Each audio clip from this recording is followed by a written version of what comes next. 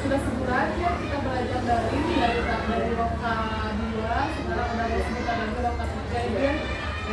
Kaitan dengan itu, Bapak mungkin saya kesini untuk silaturahmi, ingin tahu seperti apa proses pembelajaran dari selama 1 bulan ini.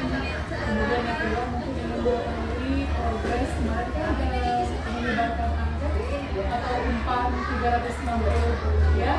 Nah itu kita tahu seperti apa kesimpulan yang sudah Ibu uraikan. Kemudian juga ini Bu, kemarin kan kita sedang belajar modul 2.2 ya. Ya, terkait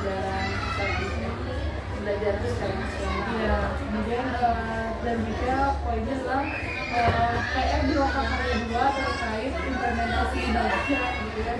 Nah mungkin yang pertama dulu, Ibu gimana, ada yang mau disampaikan dulu nggak terkait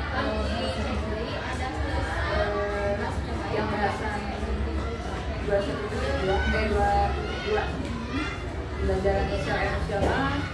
Memang pembelajaran ini sangat menarik jadi buat saya, karena bukan hanya saya harus mengenalkan ke murid-murid atau rekan-rekan kuliah atau komunitas sekolah, tapi berdampak besar buat diri saya untuk bisa mengelola diri saya sendiri, mulai dari kesadaran diri, bagaimana untuk manajemen diri, kesadaran sosial, bahkan ada keterampilan sosial, ada keterampilan relasi untuk bisa berhubungan baik, berkomunikasi dan berkolaborasi dengan rekan sejawat atau masyarakat yang ada di sini. kaitan untuk diri sendiri juga, Bang, apakah setelah Ibu mendapatkan materi itu ada rencana untuk menyampaikan atau mengimplementasikan di kelas? Tentu akan saya sampaikan dan saya akan implementasikan ke semua komunitas sekolah, bukan hanya peserta didik, tapi kepada pendidik dan tenaga pendidikan. Dan ini bukan hanya buat diri saya, tapi untuk semua. Mungkin ada korelasinya ya Bu ya, ada hubungannya dengan yang lain, bahwa menciptakan suatu perubahan dan iklim yang positif itu tidak bisa diri sendiri atau tidak bisa digerakkan oleh pribadi, tapi harus berkolaborasi dengan yang lain. Dan harapan saya dengan pembelajaran sosial emosional ini dapat membantu peserta didik untuk bisa meningkatkan motivasi belajarnya, mulai dari menciptakan lingkungan positif, terus menciptakan pembelajaran yang aman, nyaman, dan menyenangkan. Kaitan dengan tadi bahwa pada juga ada kesadaran diri, tanggung jawab, dan sebagainya, Ibu yang paling tepat untuk diimplementasikan di anak-anak didik Ibu yang mana? Apakah semuanya atau kesadaran fokus utamanya? Dari 5 kompetensi KSE ini yang harus diterapkan, tentunya yang ideal itu semuanya ya Bu, dari kesadaran diri, bagaimana siswa pada kegiatan awal diajak untuk berdoa, itu kan kesadaran diri bahwa kita akan memulai pembelajaran itu dengan berdoa terlebih dahulu. Yang kedua, dengan kesadaran diri bahwa kita itu sebagai peserta didik memposisikan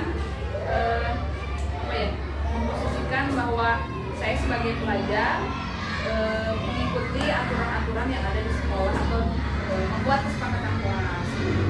Jadi dari kesadaran diri, satu tadi membiasakan, dari kebiasaan, 2 dari kesepakatan kelas. Nah, dari kesadaran sosial, peserta didik mampu untuk mengajak atau memberikan berikan pengaruh yang baik untuk semua komunitas yang ada di sekolah, dari teman maupun stakeholder yang ada di sini. Kesadaran sosial, manajemen dirinya, peserta didik mampu mengelola emosi, karena kan kalau di SD ya Bu ya, banyak yang sedikit-sedikit tersinggung, nangis, bilang Bu sih mah ini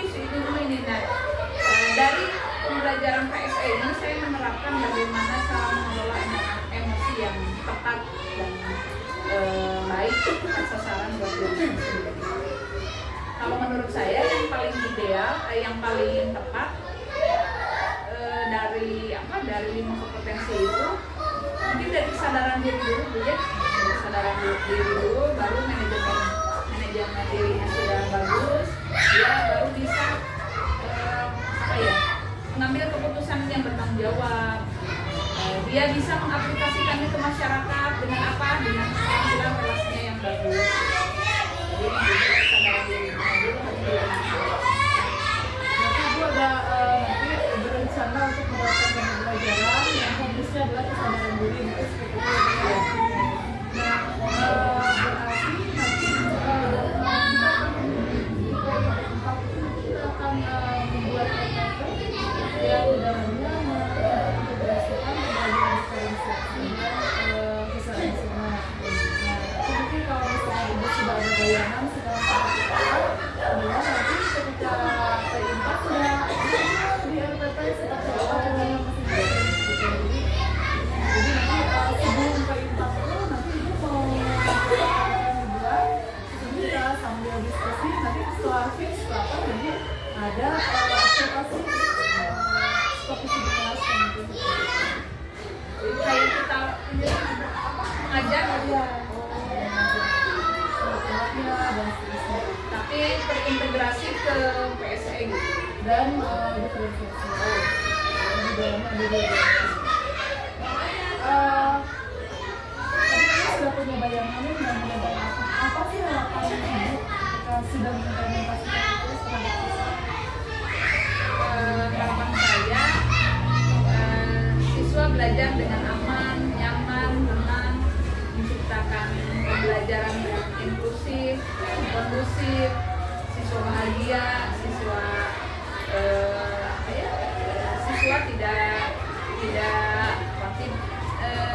tidak terbebani dengan tugas-tugas yang diberikan.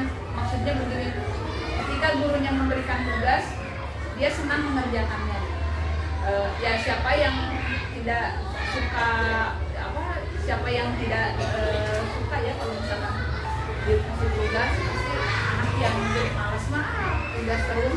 Tapi dengan pendekatan dan sosial emosional yang bagus dan pembelajaran yang menyenangkan, sehingga dia itu senang untuk mengerjakan tugas.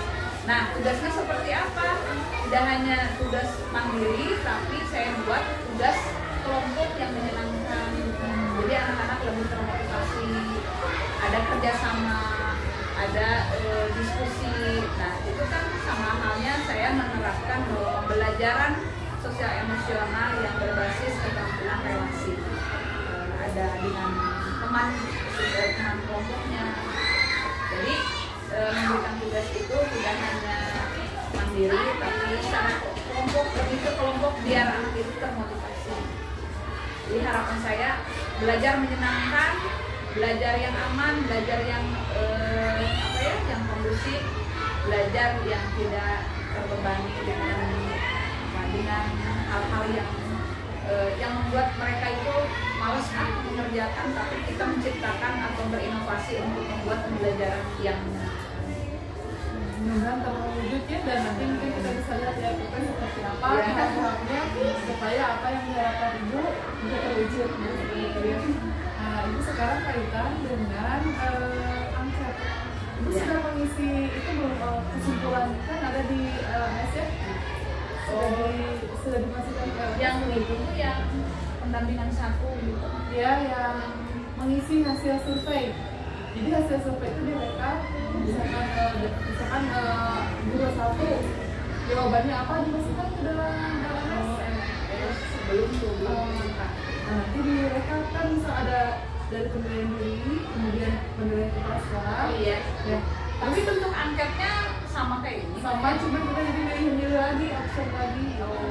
Jadi kita merekap yang sudah dibuat oleh teman-teman kita. Jadi misalkan nomor 1 jawaban teman kita, misalkan Ibu Dian, misalkan ya, nomor 1 pilih A, berarti kita menjawabnya A dan seterusnya. Jadi semua pertanyaan.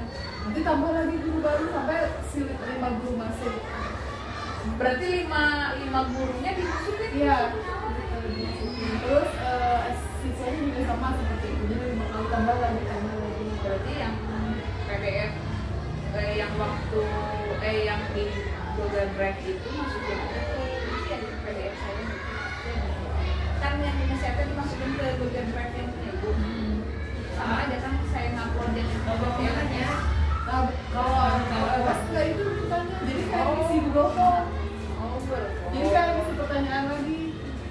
Kalau uploadnya mah nanti dimasukin ke portofolio sama nanti saya laporkan ke BPJT gitu ya aslinya. Kalau yang ibunya mah mengisi lagi. Misalnya nama rekan satu siapa, gitu diketik gitu. Ya gitu. Kirain teh upload aja yang itu. Oh enggak. Kayak misal nomor 1 jawaban Bu ini apa? Oh tulis yang sama gitu. Nah tapi ibu secara garis besar sudah membaca poin-poinnya. Sudah membaca kan itu Baca aja sih bisa. yang Oh print out ya?